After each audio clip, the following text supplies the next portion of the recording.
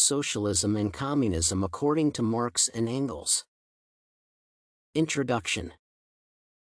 The Communist Manifesto is an 1848 booklet by German philosophers Karl Marx and Friedrich Engels. The manifesto summarizes the philosophers' theories about the nature of politics and society. It also features Marx and Engels' ideas of how capitalist society would ultimately be replaced by socialism.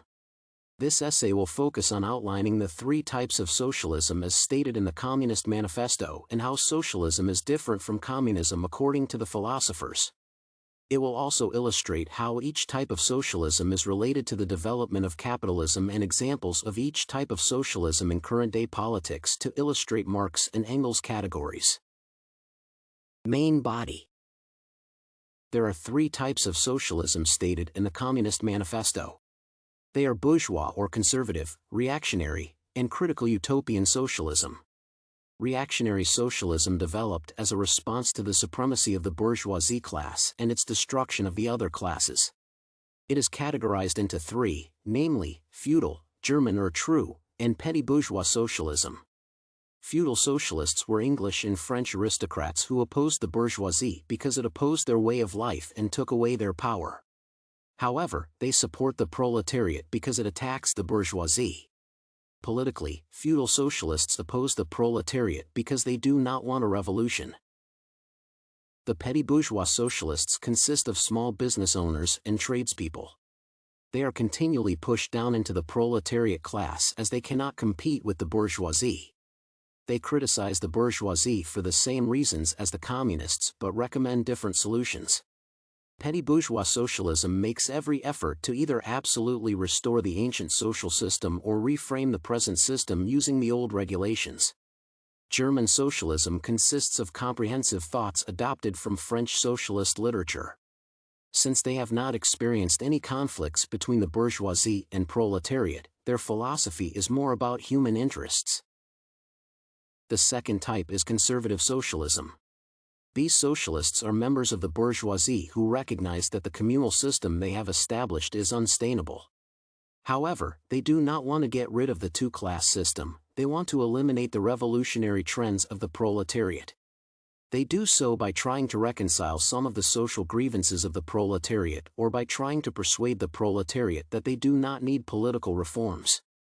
The last type is critical utopian socialism. These socialists are interested in improving the lives of everyone regardless of their class. They do so by appealing to the ruling class. They do not support revolutions, but instead, they want to make small and peaceful strides. According to Marx and Engels, socialism is distinct from communism. The critical distinction is that under communism, most economic resources and properties were owned and controlled by the government. Under socialism, on the other hand, all resources are equally shared by the citizens as allocated by the democratically elected state. Another distinction is that under communism, citizens are provided for according to their needs. Under socialism, the state provides most of the necessities based on what it considers to be the needs of its citizens. On the other hand, socialism rewards people according to their effort and contribution to the economy. Each of the three types of socialism is related to the development of capitalism in different ways. The reactionary socialists, particularly the feudal socialists, did not relate well to the development of capitalism. In fact, they called for the abolition of all privately owned property. The critical utopian socialists, on the other hand, because they are interested in the development of everybody regardless of their class, related well with the development of capitalism. They even imagine a society with little private property.